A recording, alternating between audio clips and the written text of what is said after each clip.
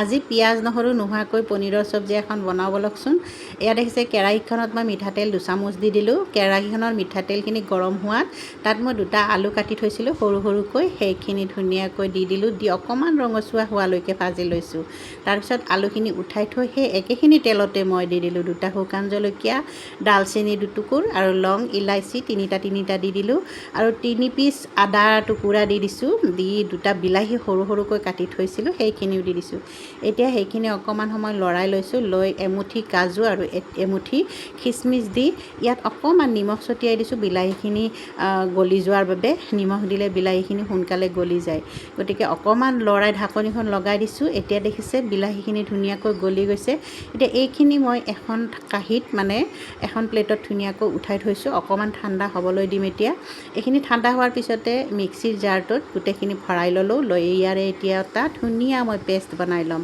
এইখিনি পেষ্ট এতিয়া মই ছাইড কৰি থ'লোঁ আৰু এইফালে সেই একেখন কেৰাহীতে আকৌ মই মিঠাতেল দি দিলোঁ 2 চামুচ। দি এচামুচ জিৰা গুটি দি দিছোঁ। জিৰা গুটি দি এয়া যে মই পেষ্ট বনাই থৈছিলোঁ সেইখিনি দি দিছোঁ। দি এতিয়া অকণমান কম জুইত লাহে লাহে লাৰি থাকিম ধুনীয়াকৈ ভাজ খাই যোৱালৈকে। যেতিয়ালৈকে মছলাখিনি ভাজি ছাইডেৰে তেল বিৰিঙি নোলায় তেতিয়ালৈকে ভাজি আছোঁ। একেবাৰে কম জুই দি দিছোঁ। দি এতিয়া মই ইয়াত দি দিছোঁ শুকান গুড়ি মছলা, জিৰা গুড়ি এচামুচ, জোখমতে নিমখ হালধি দি দিছোঁ আৰু ৰঙৰ বাবে দি দিছোঁ এচামুচ কাশ্মীৰী লাল মিৰ্চ। মছলাখিনিৰ পৰা ধুনীয়াকৈ তেল বিৰিঙি ওলাইছে দেখিছে নহয়। এতিয়া মই দি দিলোঁ এচামুচ গৰম মছলা আৰু এই যে বাতিটো দেখিছে, বাতিটোৰ আধা বাতি দি দিলোঁ ক্ৰীম। বাতিটো আখালিও অকণমান পানী দি দিলোঁ। এতিয়া গোটেইখিনি মিলাই লৈ একেবাৰে কম জুইত অকণমান সময় লাৰি থাকিম।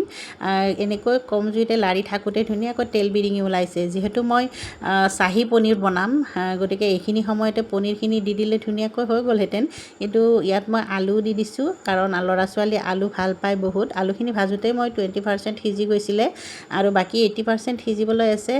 সেই 80% সিজিবৰ বাবে মই মিক্সিৰ জাৰটোৰ আখালি পানী দি দিলোঁ। নহ'লে ইয়াত পানী নিদিলেও কোনো কথা নাছিল, তেনেকৈ চাহী পনীৰ হৈ গ'লহেঁতেন।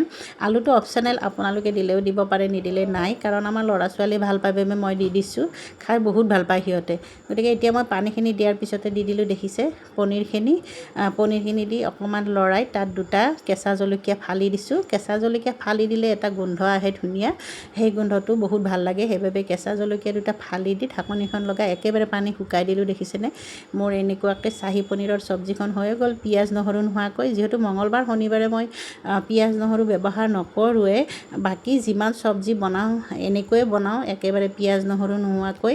চাহী পনীৰো এনেকৈ বনালেও বহুত ধুনীয়া হয় খাবলৈ। আপোনালোকে যদি খাই পোৱা নাই এদিন বনাই খাই চাব এনেকৈ পিঁয়াজ নহৰু নোহোৱাকৈ, বহুত সোৱাদ লাগে।